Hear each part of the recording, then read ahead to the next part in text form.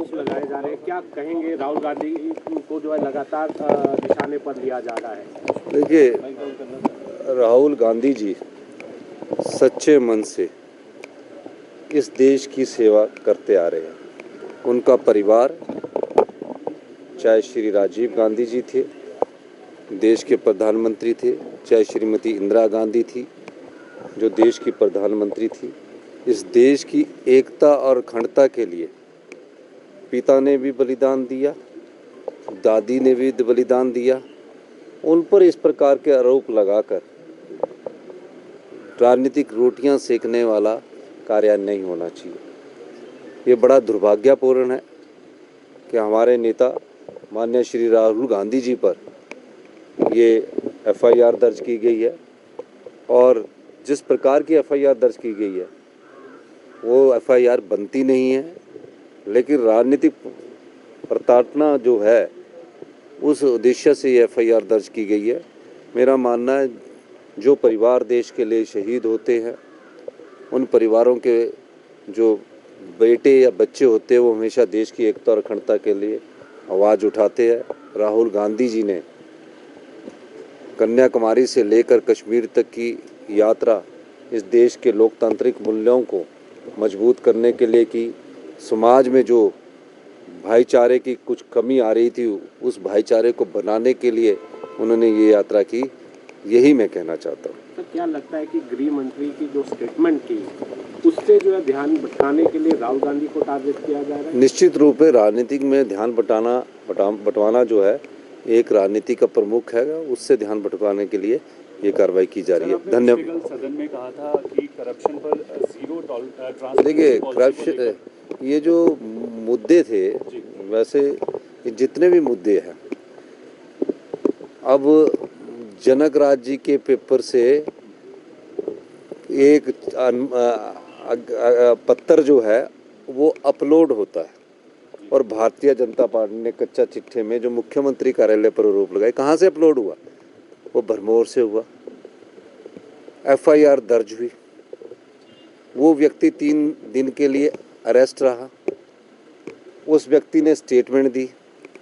जनक राज जी का मुझे फ़ोन आता है कि भाई साहब वो मेरा जन्मदिन था और मुझे पता नहीं था, वो पत्र वो मेरे किसी साथी ने अपलोड कर दिया, और वो जो फॉरेंसिक रिपोर्ट एक आई है वो पत्र में जिसके बाहर हैंड राइटिंग है उसकी भी कार्रवाई चल रही है।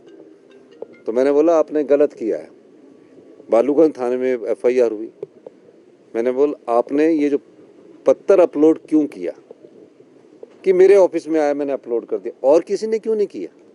तो वो भी बड़ी लास्ट स्टेज पर पहुंच चुकी है, और ऐसा किसी विधायक को करना नहीं चाहिए। पर नए नए विधायक बने, नए नए विधायक सोचा कि मैं सनसनी फैलाता हूं, और इस प्रकार के पत्र पिछली सरकार में रविंदर रवि जी के समय भी रिलीज हुए, लेकिन इन पत्रों की व्यवहारिकता कुछ नहीं होती।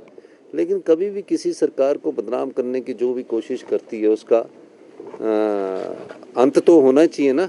तो मैंने बोला कि यार आप सत्य लाओ। उसमें जिस अधिकारी के खिलाफ पत्र हुआ उसने एफआईआर दर्ज करवाई, हमने इन्वेस्टिगेशन की, और इन्वेस्टिगेशन के बाद ये पता लगा कि ये जो सरकार की जो छवि है, जो ईमानदार छवि बनी थी, उसको किस तरह दागदार किया जाए, इस दृष्टिकोण से इस पत्र को अपलोड किया गया। और जो मनोज शर्मा लड़का था फिर उसकी बाद में बेल हुई। यही मैं कहना चाहता हूँ। आपने कहा कि जयराम ठाकुर के खिलाफ कच्चा चिट्ठा है। नहीं, ये जो कच्चा चिट्ठा आया है, ये जो इनका जो कच्चा चिट्ठा है, ये मैं इसलिए कहना चाहता हूँ आपको कि इस कच्चे चिट्ठे को आप पढ़ेंगे। कल मेरा जवाब आपने सुना, और हाउस ऑफ द लीडर जब फ्लोर पर हाउस देता तो फैक्ट्स के साथ देता है। ऐसी ऐसी बातें लाएंगे, सनसनी फैलाएंगे, जैसे ना गेट पर पहुंचते कि ये बहुत बड़ा घोटाला हुआ। घोटाले के कागज कुछ नहीं देते, कोई एफिडेविट सबमिट नहीं करते, साइन करके दे देते हैं। शराब में 600 करोड़ रुपया 1 साल में हम कमाते हैं, 4 साल में 600 करोड़ बीजेपी कमाती है। 1 साल में 600 करोड़ का बनाने वाला घोटाला हुआ कि 4 साल में करवाने वाला घोटाला हुआ? फिर सुनते नहीं है। शराब में 600 करोड़ रुपया 1 साल में हम कमाते हैं, 4 साल में 600 करोड़ बीजेपी कमाती है। 1 साल में 600 करोड़ का बनाने वाला घोटाला हुआ कि 4 साल में करवाने वाला घोटाला हुआ? फिर सुनते नहीं है, फिर बैठते नहीं मैं ये नहीं ये बात कर रहा हूँ। अरे बैठ के सुन तो लो। मैंने तो उनको कहा था कि वॉकआउट करने से मेरे स्पीच के 10 मिनट पहले मैं बता दूंगा कि अब मैं इस पॉइंट पर आ रहा हूँ, आपने वॉकआउट करना, वॉकआउट करेंगे। वॉकआउट करना इनका अधिकार है, विपक्ष का हथियार है, हम उसको स्वीकार करते हैं, लेकिन तथ्य तो लाओ। कल को मैं बोल दूंगा कि ये पत्रकार महोदय ऐसे, तो ऐसे मैं मान जाऊंगा किसी पर आरोप लगाने से पहले। और दूसरा, ये कच्चा चिट्ठा इसलिए भी है कि वो जो शॉन्गटंग प्रोजेक्ट बन रहा है, ईओटी एक प्रोसीजर है, उसमें मैं ये नहीं बोलता, इन्होंने अपने कच्चे चिट्ठे में डाला कि ईओटी एक्सटेंशन ऑफ टाइम होता है, जो काम डिले हो जाता है, जो काम नहीं होता उसको एक्सटेंशन ऑफ टाइम देते हैं कि टाइम दे दिया, तो वो बीजेपी ने दी। इन्होंने कच्चे चिट्ठे में डाला कि ईओटी किसने दी? भाई आपकी सरकार है, आपकी सरकार ने दी ईओटी, तो वो जयराम के खिलाफ नहीं हुआ जी, उनकी सरकार थी, मुख्यमंत्री तो वही थे। फिर मक की बात की इन्होंने कि मक का रेट इनके समय 99 है, वही मक का रेट है, कहते मक का रेट बढ़ाया, तो उनको पता नहीं कि 67 से 88 और 88 से 99 2019-20 में हुआ जब जयराम जी मुख्यमंत्री थे। ये कच्चे चिट्ठे में उनके है। शराब कच्चे चिट्ठे में है, मुख्यमंत्री कार्यालय पर आरोप लगे कच्चे चिट्ठे में, तो ये किसके खिलाफ है? ये मुझे लग रहा है 5 गुटों में बटी भारतीय जनता पार्टी जो है आंतरिक लड़ाई से लड़ रही है, और जयराम जी को कुर्सी से हटाने की जो साजिश चल रही है, जो मुझे तो अभी फैक्ट्स पता लगे जब मैंने उनसे पूरी डिटेल लाई, लाओ भी डिटेल लाओ। अब एक और सनसनी फैला दी कि फेको वाला में एक प्रोजेक्ट लगा, जिसको उसकी कॉस्ट थी 140 करोड़। कितनी थी? 140 करोड़। जब अवार्ड लेटर दिया 2022 में तो 220 करोड़ होगी। तो हमारे सामने मैंने पता किया अपने अधिकारी को बोल के, कहते जी वो प्रोजेक्ट अभी तक नहीं लगा हुआ है जिसको 140 करोड़ बोल रहे। तो पढ़ते ही नहीं है, ये सनसनी फैलाना इनका मकसद रह गया है। और सनसनी इसलिए नहीं फैला रहे, वो इसलिए फैला रहे हैं कि दिल्ली में हमारे जो कुछ साथी गए हैं, उन्होंने दिल्ली के भाजपा लीडर को कब्जा लिया है। वो बोलते हैं जी आज जयराम ठाकुर जी ने कोई ज़्यादा विरोध नहीं किया। विक्रम ठाकुर जी बोलते हैं कि मैंने ज़्यादा विरोध किया है, मैंने ज़्यादा आरोप लगाया है। वहाँ एक नए अभी चुनकर आए हैं, वो बोलते हैं कि मैंने बहुत ज़्यादा विरोध किया है। जब अपनी चीज़ें निकलेगी ना तो बात दूर तक रहेगी। तो मेरे पास अभी 2 साल के इनके सारे कच्चे चिट्ठे नहीं, पूरे फैक्ट्स है। पर हम राजनीतिक जीवन में लोग हैं, हमेशा साफ सुथरी राजनीति करते जाते हैं, तो इनको अपने फैक्ट्स रखने चाहिए। कागज भी नहीं लेके हुए, मैं तो कागज लेके है, कागज तो ले करो विधानसभा में। फिर भी विधानसभा अध्यक्ष ने बहुत बड़ा मौका दिया और विधानसभा अध्यक्ष ने कहा कि चलो आप बोल दो।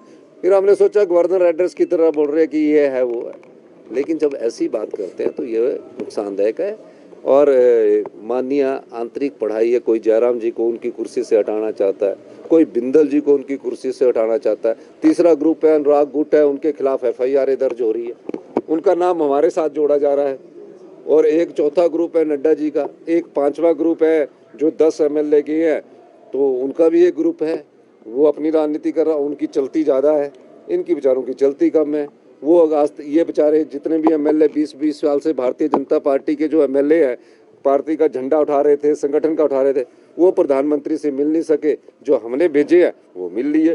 तो ये भी देखिए ये कितनी अच्छी उनकी ताकत है कि वो ये आज तक नहीं मिल पाए, ये आज तक नहीं मिल पाए। सिर्फ जयराम जी मिल सकते हैं या कोई और मिल सकता है, लेकिन जो इनके MLA वो नहीं। जो हमने भेजे हैं, कोई MP देखा हमने प्रधानमंत्री के साथ मिलते हुए? अनुराग जी मंत्री वो मिल लिए। तो ये सारी जो कांग्रेस के लोग गए ना, ये जानते हैं कि बीजेपी को कैसे हमने तोड़ना है। हम तो ये खुशी है कि अच्छा है, और हम तो ये भी चाहते हैं कि ये लोग आपस में आपसी मिलकर भ्रष्टाचार से जुड़े मुद्दे उठाओ, बेरोजगारी से जुड़े मुद्दे उठाओ, लेकिन बटी हुई विपक्ष कभी इस कार्य को कर नहीं सकती। धन्यवाद।